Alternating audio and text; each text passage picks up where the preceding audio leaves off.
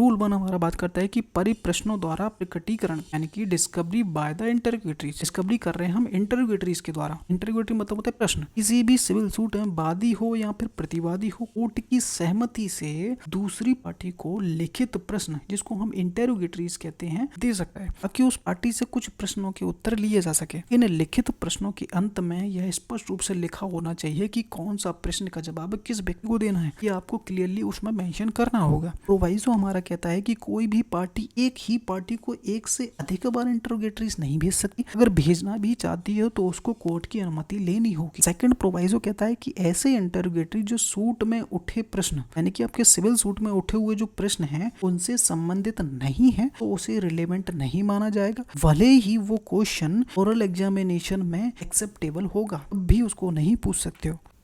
Hello everybody, welcome back to my YouTube channel. तो आज अपन फिर से आ चुके हैं एक नए ऑर्डर के साथ। ठीक है, 1 से लेके ऑर्डर 10 तक अपन कर चुके हैं कंप्लीट। 10 ऑर्डर हमारे कंप्लीट हो चुके हैं और आज हम स्टार्ट करेंगे ऑर्डर 11।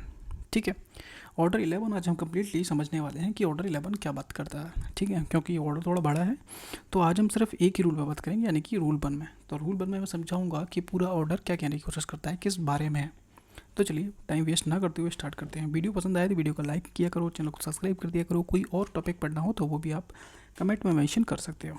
ठीक है, तो चलते हैं अपने टॉपिक पे। तो ये है हमारा ऑर्डर 11। ऑर्डर 11 हमारा बात करता है डिस्कवरी एंड द इंस्पेक्शन। यहाँ पे एंड कर लीजिएगा, थोड़ा ये करेक्शन गलत हो चुका है। ठीक है, डिस्कवरी एंड इंस्पेक्शन। तो हम समझते हैं कि पहले हम ये समझते हैं कि डेफिनेशन क्या बात कर रहा है। कि रूल हमारा बात करता है कि परिप्रश्नों द्वारा प्रकटीकरण कराना। मतलब क्या है कि डिस्कवरी बाय द इंटरोगेटरीज, हम खोज कर रहे हैं इंटरोगेटरीज के द्वारा। ठीक है, हम प्रश्न भेजेंगे सामने वाली पार्टी को, इससे हम बातें निकालने की कोशिश करते हैं। ये होता है डिस्कवरी बाय द इंटरोगेटरीज, यानी कि हम डिस्कवरी करते हैं। तो समझिए रूल 1 हमारे किस बारे में बात करता है कि किसी भी सिविल सूट में वादी हो या प्रतिवादी हो, कोर्ट की अनुमति से, कोर्ट की सहमति से दूसरी पार्टी को लिखित इंटरोगेटरीज यानी कि लिखित प्रश्न दे सकता है ताकि उस पार्टी से कुछ प्रश्नों के उत्तर लिए जा सके। सिंपल सा है। कोई सिविल सूट है, यहाँ पे वादी दे सकता है, प्रतिवादी दे सकता है। किसको देगा? दूसरी पार्टी को देगा, कोर्ट की अनुमति से देगा।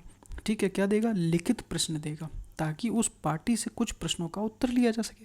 अब ये उत्तर क्यों लिया जा रहा है आगे देखेंगे।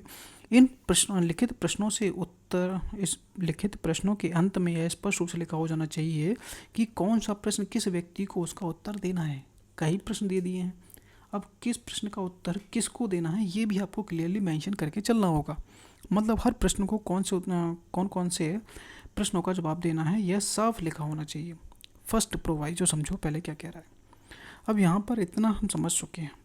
ठीक है, अब इतना समझने के बाद प्रोवाइजो पे हम आगे बात करेंगे, लेकिन पहले मैं इसका और मैटर समझा देता हूँ कि इंटरोगेटरीज कब दिए जाते हैं। इंटरोगेटरी समझ में आ गया क्या होता है? एक पार्टी दूसरी पार्टी को देती है कोर्ट की सहमति से, कोर्ट की अनुमति से। ठीक है, अब उसकी बातें जानने के लिए ताकि अपने उस मैटर में हेल्प मिल सके।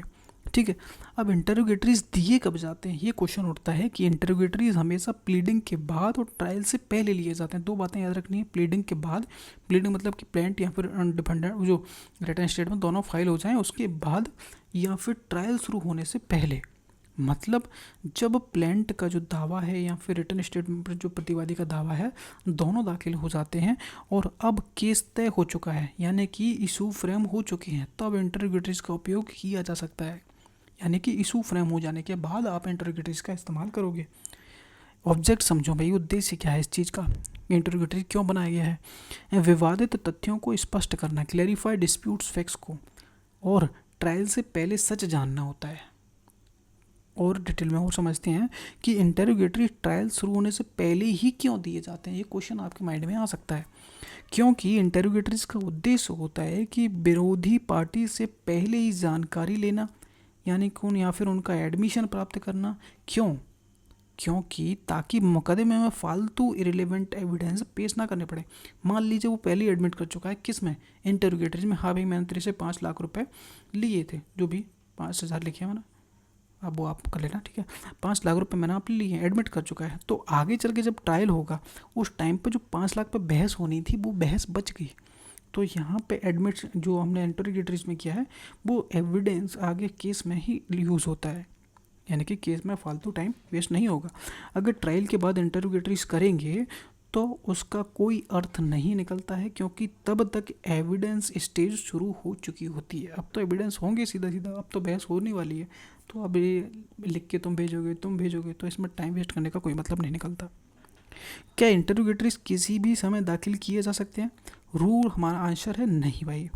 रूल 1 में क्लियरली लिखा है, यानी कि कोर्ट की अनुमति से ही आप ऐसा कर सकते हो, ठीक है। आप तभी इंटरोगेटरी भेज सकते हो जब कोर्ट उसकी अनुमति आपको दे देती है। कोर्ट तभी अनुमति देती है जब उसे लगता है कि प्रश्न जो आपका है वास्तव में जो केस है उसके मैटर जो इशू है उससे जुड़ा हुआ है। किस पार्टी के द्वारा दिए जाते हैं? दोनों पार्टी दे सकती हैं, प्लेंटिफ दे सकता है, डिफेंडेंट दे सकता है, इंटरोगेटरीज कर सकता है। डिफेंडेंट प्लेंटिफ से कर सकता है, ठीक है, एक दूसरे से आपस में ये लोग इंटरोगेटरी भेज सकते हैं। कोर्ट तय करेगी कि किसे कब और कितने प्रश्नों का जवाब उत्तर देना है, ठीक है। तो ये हमारे कुछ क्वेश्चन थे, यहाँ पे जानना ज़रूरी था। अब आता है प्रोवाइज़ो। प्रोवाइज़ो क्या कहता है कि कोई भी पार्टी, चाहे वो प्लेंटिफ की हो चाहे वो डिफेंडेंट की हो, एक ही पार्टी को, अगर प्लेंटिफ ने भेजा है तो डिफेंडेंट को मान लीजिए, एक ही पार्टी को एक से अधिक बार कोई भी इंटरोगेटरीज नहीं भेज सकते हो जब तक कि कोर्ट इसके लिए आपको एक अलग से अनुमति नहीं दे देती है। सिंपल सी बात है, जनरली एक ही बार इंटरोगेटरीज भेजी जाएगी, अगर दूसरी बार भेजना चाहते हो तो कोर्ट की अनुमति कंपलसरी होगी। सेकंड प्रोवाइज़ो कहता है कि ऐसे इंटरोगेटरीज जो सूट में उठे प्रश्नों से संबंधित नहीं है तो उसे इरिलेवेंट माना जाएगा, रिलेवेंट नहीं माना जाएगा। चाहे वो प्रश्न जो आप पूछ रहे थे जो इरिलेवेंट हो गया है, वो प्रश्न किसी गवाह से ओरल एग्जामिनेशन में आप पूछ सकते हो, यानी कि ओरल एग्जामिनेशन में वो एडमिट होगा, और लेकिन यहाँ पे इरिलेवेंट मान के उसको मैटर से रिलेवेंट नहीं माना जा रहा है, इसलिए उसको इरिलेवेंट यानी कि रिलेवेंट नहीं है बोल के रिजेक्ट कर दिया। भले ही वो आपको ओरल एग्जामिनेशन में पूछा जा सकता हो, एक्सेप्टेबल हो तब भी, ठीक है। अब ये शॉर्ट नोट है, जो ही पूरे रूल का एक निचोड़, थोड़ा कम शब्दों में पढ़ना हो तो, वाद के दौरान किसी भी पार्टी प्लेंटिफ डिफेंडेंट को यह शक है कि दूसरी पार्टी के पास कोई जानकारी मिल सकती है जैसे सच सामने ला सकते हैं, तो भाई कोर्ट की अनुमति से ऐसे लिखित प्रश्न भेज सकता है, जिसे हम इंटरोगेटरीज कहते हैं।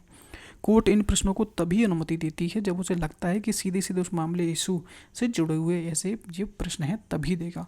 मतलब सिर्फ वही प्रश्न पूछे जा सकते हैं जो मैटर, यानी कि मैटर एंड क्वेश्चन से संबंधित होंगे, ठीक है। एग्जाम्पल से समझो तो और क्लियर हो जाएगा कि मान लो प्लेंटिफ ने डिफेंडेंट के खिलाफ सूट फाइल किया, एक सिविल सूट फाइल किया है 5 लाख रुपए का, कि आपने लोन लिया था और अभी तक वापस नहीं किया है। अब डिफेंडेंट कहता है कि मैंने लोन लिया ही नहीं था। प्लेंटिफ कोर्ट से अनुमति लेकर डिफेंडेंट से कुछ लिखित प्रश्न यानी कि इंटरोगेटरीज भेजता है, जैसे कि क्या आपने, यानी कि डिफेंडेंट है, क्या आपने प्लेंटिफ से किसी भी तारीख को कोई पैसा उधार लिया था या नहीं लिया था? क्या आपने 5 लाख रुपए की राशि का उपयोग किसी व्यापार में किया था या नहीं किया था? क्या आपके पास कोई बैंक स्टेटमेंट है जो इस लेन देन को दर्शाता हो? अब डिफेंडेंट को इन प्रश्नों को लिखित उत्तर कोर्ट को भेजने होंगे, उसको जो यानी कि वो इंटरोगेटरीज का रिप्लाई होगा। यह तारीख डिस्कवरी बाय द इंटरोगेटरीज कहलाता है, यानी कि सच्चाई प्रश्नों के माध्यम से कोर्ट को बताई जाती है। तो एक सीधा सीधा यहाँ पे एक सिंपल सा बात समझ लो कि इंटरोगेटरीज वो होती है जो केस शुरू होने से पहले ही एक पार्टी दूसरी पार्टी को भेजती है ट्रायल शुरू होने से पहले, ताकि कोई जो भी बच्चों की बातें हैं वो यहीं पे क्लियर हो जाए, निचोड़ निकल आए, ताकि हमें बाद में मेहनत नहीं करनी पड़ेगी ट्रायल में, ठीक है। मान लीजिए 10 इशू हैं, ठीक है, 10 इशू हैं और 3 इशू हमारे इंटरोगेटरी से ही सॉल्व हो गए, तो हम ट्रायल में सिर्फ 3 पे बात करेंगे ना भाई, इन 3 पे तो करेंगे ही नहीं। तो यहाँ पे इंटरोगेटरीज का ये फ़ायदा होता है। एक बार और मैं क्लियर बता देता हूँ कि ऑर्डर 11 हमारा बात करता है डिस्कवरी एंड द इंस्पेक्शन, ठीक है। रूल 1 हमारा बात करता है कि परिप्रश्नों द्वारा प्रकटीकरण, यानी कि discovery by the interrogatories. Discovery कर रहे हैं हम इंटरोगेटरीज के द्वारा। इंटरोगेटरी मतलब होता है प्रश्न, किसी भी सिविल सूट में वादी हो या फिर प्रतिवादी हो, कोर्ट की सहमति से दूसरी पार्टी को लिखित प्रश्न, जिसको हम इंटेरोगेटरीज कहते हैं, दे सकता है ताकि उस पार्टी से कुछ प्रश्नों के उत्तर लिए जा सके।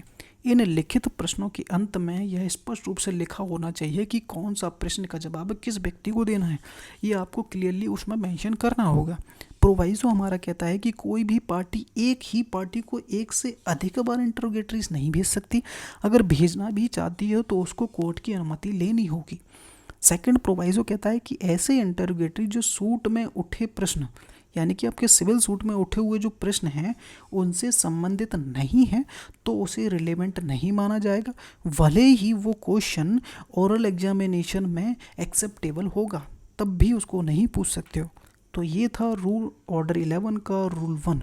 वीडियो पसंद आए तो वीडियो को लाइक करना, चैनल को सब्सक्राइब करना। मिलते हैं नेक्स्ट वीडियो में। Thank you.